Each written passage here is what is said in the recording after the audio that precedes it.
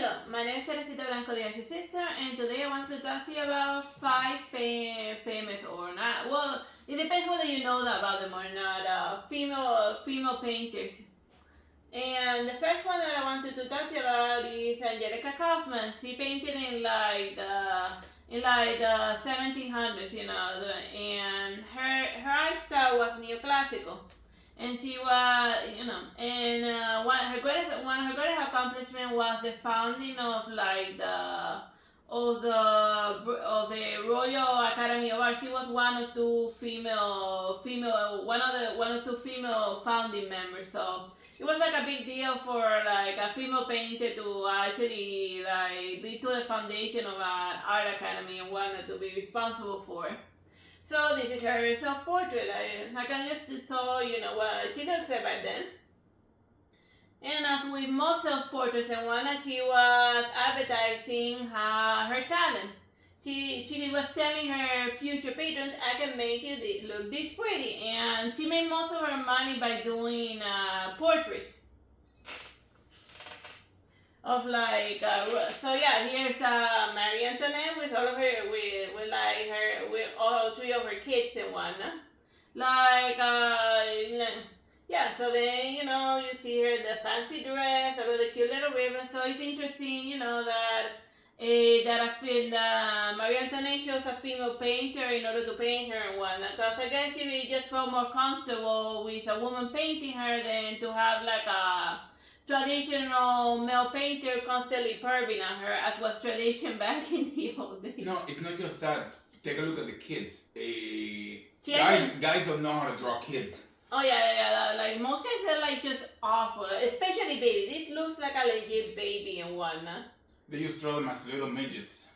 Yeah, and also like the way that the baby's behaving is in a very naturalistic form, because it's like leaning towards looking at something that's this way, so it's probably like the core gesture making faces so like the kid stays calm, but at the same time he's pulling at the mother's dress, which is something that which is a mannerism that guy painters don't catch, because but babies naturally they like to like grab fabrics and whatever they can get, whatever they can pull their hands on. So then like the baby that's bored of his freaking mind is just grabbing whatever source of entertainment, and then like the oldest daughter is looking at the mom and whatnot, while the queen is and the prince is looking the only two that are looking directly at the audience and whatnot. And like it's a very good court painting, because this isn't because like with court paintings, it's not just a nice portrait of the family. This is Marie Antoinette giving like a message to like the country and whatnot, and what her message is that I'm somebody that you have to respect. That's why she's looking at you directly in the face, and that's why the future king. Well, not really future king, considering how everyone ended up in that family. What it's basically saying is the court of succession is solid. We have 3 heirs to the throne after me, and one of them is ready to go now. Yeah, and one of them is ready and one. That thing ain't well. Yeah, because of economic problems and whatnot. He was in too much. Well, then again, like if you read Marie Antoinette's biography, like the French court was designed to just keep like the rulers entertained and whatnot, while like the advisors like stole the money and stuff, just convincing them to engage in frivolous projects. Like she wasn't taught how to rule as a queen, and the king was too busy like playing, just doing his own thing, because he also didn't want to be king either. And then who knows who was actually truly ruling back then? Well, they're professional bootlickers. Yeah. Whatever, but it's not important. So yeah, Angelica Kauffman painted this back when Marie Antoinette was well liked and respected and whatnot. Yeah, at this point she was just a figurehead. She didn't have any actual power. She was just spotty. Yeah, that she was called the Rococo Queen, like back when she was popular, like the party queen. She was always at all of the parties of the galas, reinventing French fashion and whatnot. Just living the life into the money right now. That's usually how it happens. Yeah. So Angelica Kauffman, she also did, as a neoclassical writer, she also did religion. religious painting. Here's Jesus talking with a Samaritan woman at the well. So like in the Bible, do you remember the Samaritan one that was that she told him that even dogs feed off the scraps that fall from the master's table, and then for her humility, Jesus Christ be like, yeah, you're going to heaven. She's the one person who won an argument against God. Yeah. Yeah, like they had a theological debate, both of them. And she won. So yeah, the Samaritan woman, yeah. High persuasion, like she had her persuasion peg maxed out. Yeah, cause she outdebated the logos, Jesus Christ, the word, whatever. So then it's just interesting that she showed that Angelica Kauffman showed that painting of all of them. That as a religious subject matter in one. Also, it shows that it's a hidden level because it shows that she has high blood pressure. Look at the hands. Yeah, like her hands are like very red. Well, I guess since she just pulled a water thing, so then it's an interesting attention to detail. So then when you like pull something heavy a lot, it makes your hands turn red. So then it shows that they just had the red hand is a very interesting attention to detail. So. Like, Angelica Kauffman doesn't get that much credit as she deserves. And also, look at the nice naturalistic way she rendered the hairs and whatnot. And she gets Jesus nice little curls, and the girl has nice curls, you know. She's a good painting. And if you don't, yeah. Like a lot of historian people wonder, why aren't there a lot of female painters in the history books? And then they be like, well, guys wrote the history books, so there you have it. And this history books haven't been updated since the 60s, so there you have it. That's why there's not a lot of female painters being taught. Update your history book.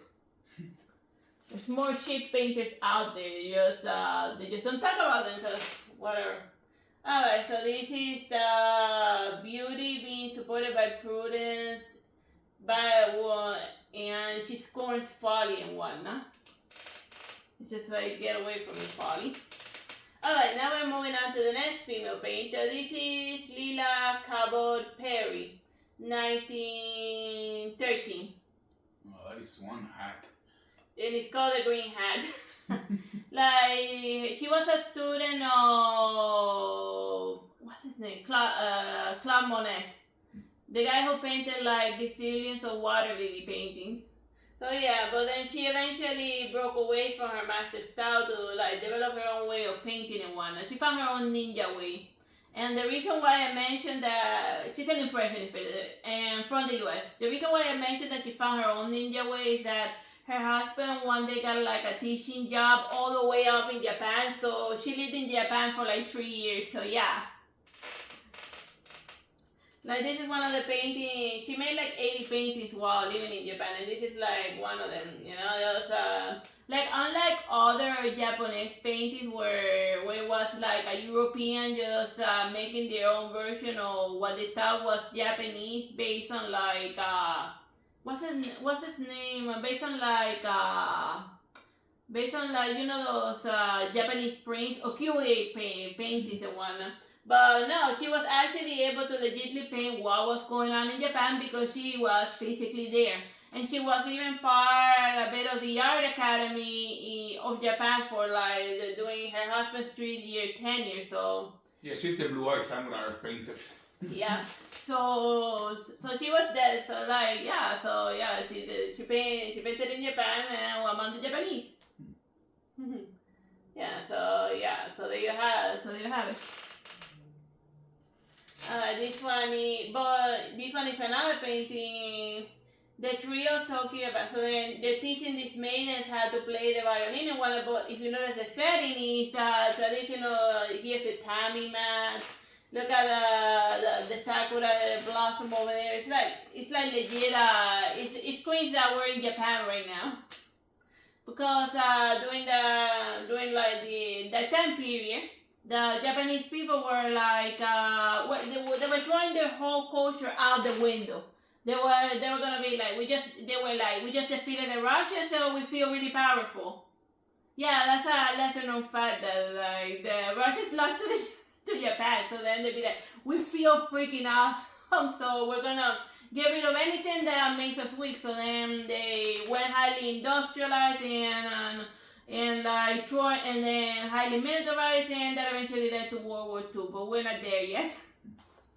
But of them trying to mimic the Western cultures and values. So this was just an offshoot of it. So like it may not be very obvious, but like if you look very closely, like the eyes of the maidens, they're Japanese maidens that are being taught how to be Western maidens. So they're no longer like they sit on normal Western chairs and whatnot, and they're learning how a Western lady should act and whatnot.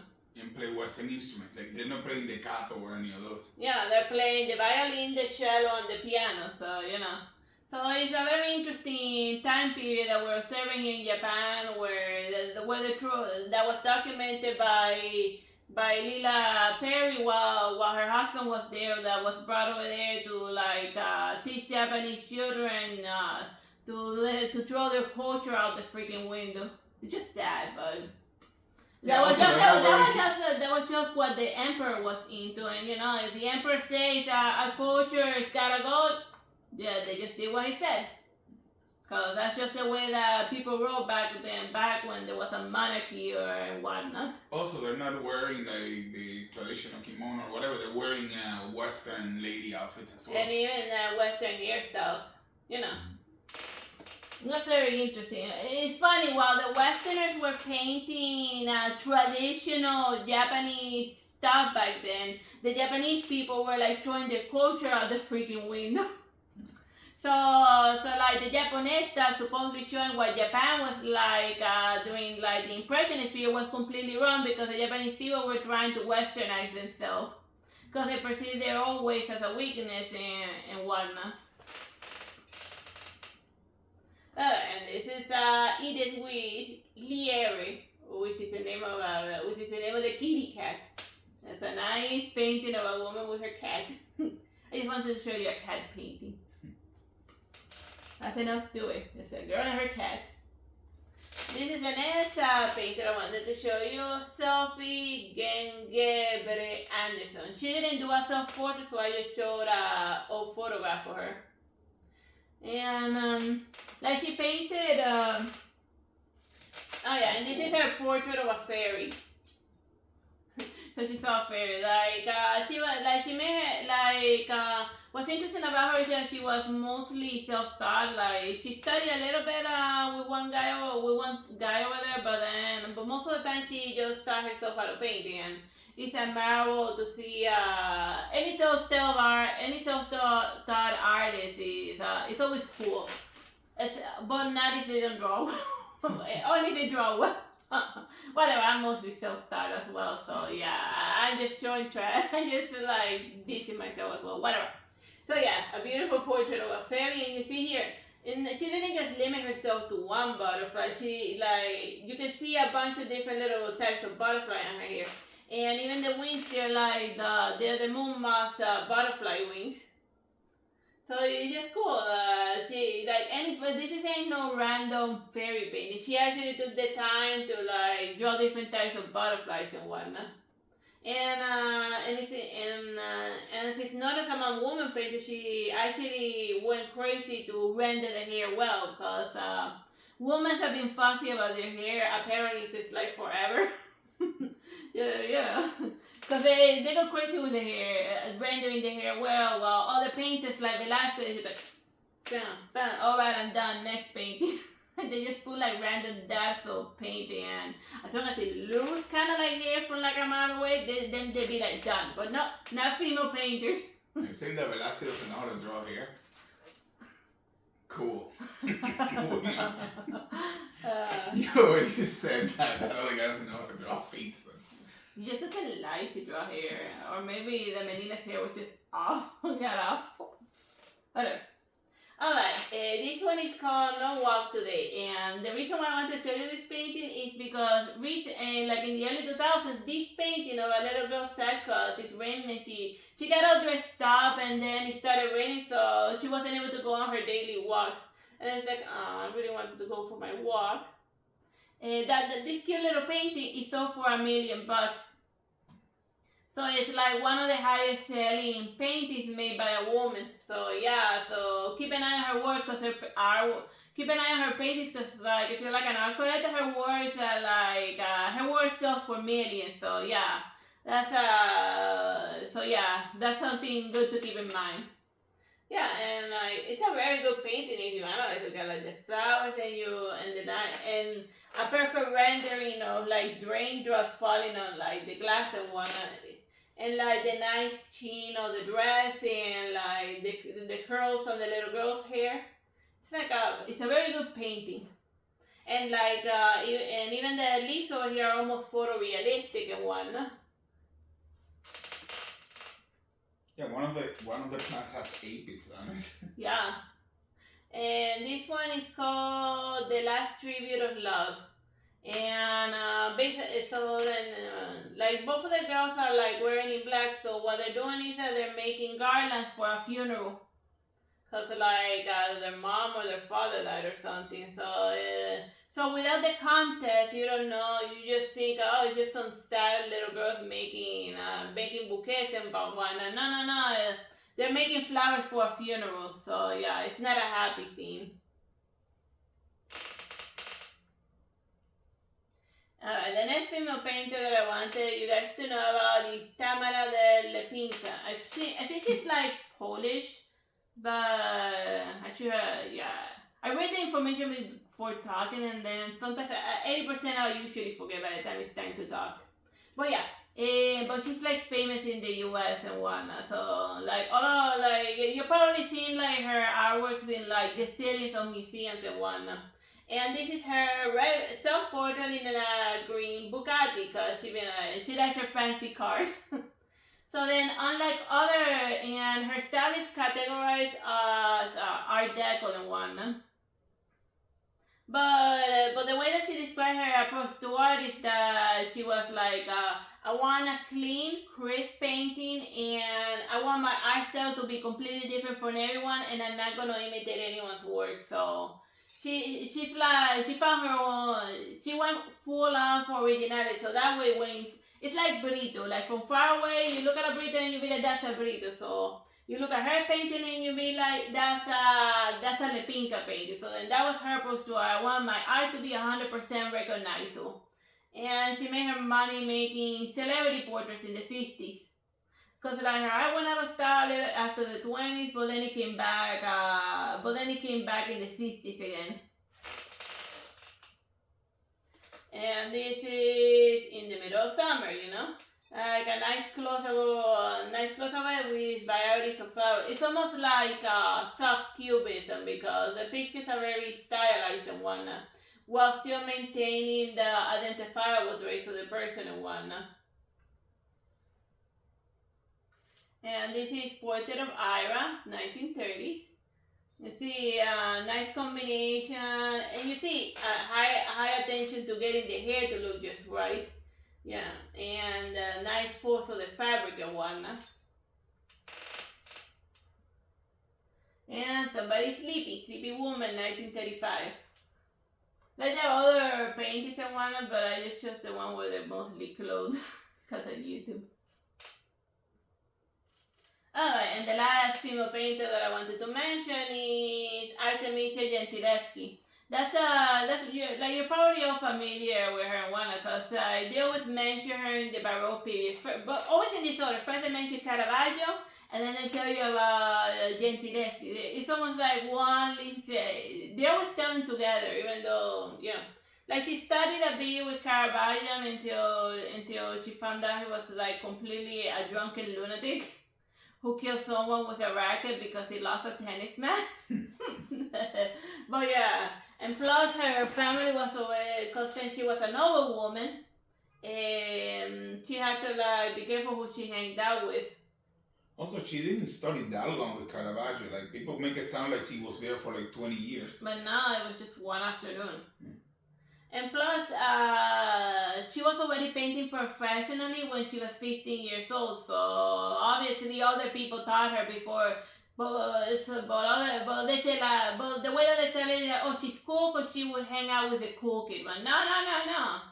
She's like she was constantly doing her own stuff, you know. But like she spent a couple of months with Caravaggio, then now suddenly she's Caravaggio's student. Yeah, like the same thing happened with Angelica Kauffman. I just remember because she studied with Sir Joshua Reynolds. So then the way that they would paint it was that they would say that she was like the lover of that guy painter, and I'd be like, no. A woman can't have a guy teacher without everyone thinking that they're like dating her, that they're living in sin. But that was just the way that the historical people were back then. You know how people were back in the Baroque period, and like. Oh, it's still stuff like that in college, so like Yeah, still yeah. like that. That's still like that, you know. Like, but then again, that's all the fault of the pervy college professors that that they still have values of the Stone Age, and then like if they get divorced, they will like predate on like the first hot chick that passes by them. Whatever. Moving along. So yeah, over here she's like making her, she's painting herself by the canvas, and over here she has like a creepy little skull necklace. So that makes it a Benita, right? Yeah, that makes it a Benita. Also, like if you see a skull anywhere, the painting suddenly becomes a Benita, which is a meditation on death and how the impermanence of things. So even her artwork and her talent and her everything is like gonna go away in one. No? And then she painted herself with like very strong hands and whatnot, you know, that she's hyper focused on her art. She's not looking at the audience like other self-portraits. She's like all of her eyes is drawn. Everything of the composition is to focus on the painting that she's about to make and whatnot, because she's over here in this self-portrait, she's trying to sell herself as an awesome painter, because as a woman, she had a hard time being respected, and like she had a very difficult private life, because like one of her paint teachers like the flower her and whatnot, and then she ended up dating the guy a little longer because he promised that he was gonna marry her in order to save her honor, and then when he didn't, her family sued the guy for like making the family lost money, and the guy was exiled, but he didn't leave past, but that exile wasn't enforced. So then it was just a symbolic trial where the outcome wasn't enforced. So then that eventually led to a lot of her paintings where she's just cutting guys' heads off to take out her vision, you know. Oh yeah, here's the first one of her many paintings, a woman cutting guys' head off. I have one where she's legit cutting the guy's head off, but I felt like it was gonna be like too bloody for like YouTube, so then I chose the aftermath where the Judith is like running away with her maid and whatnot, and they're hiding the head. And the story was that Holofernes was like an enemy general, and then he had like the city of Israel under siege. So then the widow Judith, in order to go save her people, she like dolls herself up, and then she gets inside the enemy camp, because they'll be like, oh, a hot chick.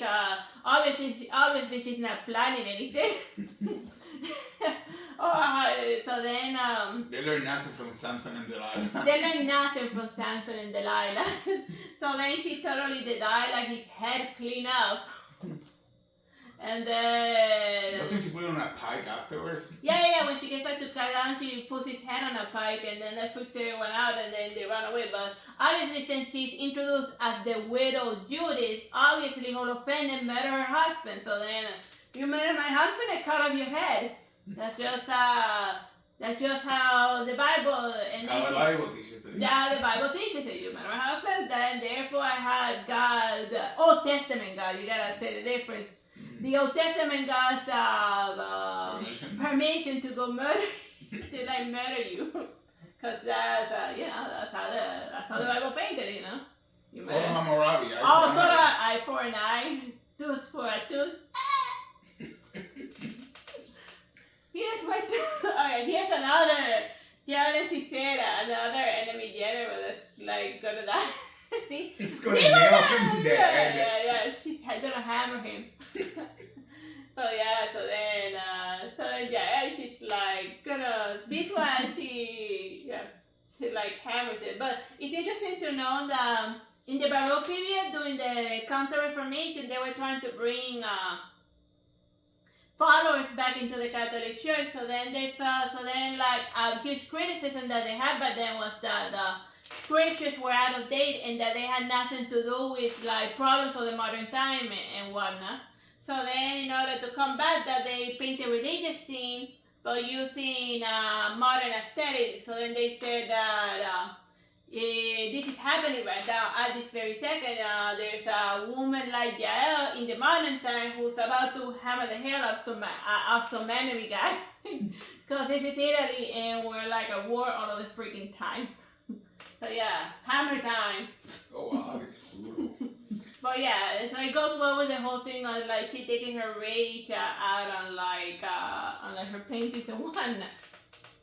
Yeah, she always painted the guy who raped her as the guy who was getting killed or decapitated or. Yeah. This is Samson and Delilah. She's treating. She's got the tiniest possible scissors. Yeah. But she had to hide in some. Whatever. So yeah, so then she's giving Samson a terrible haircut.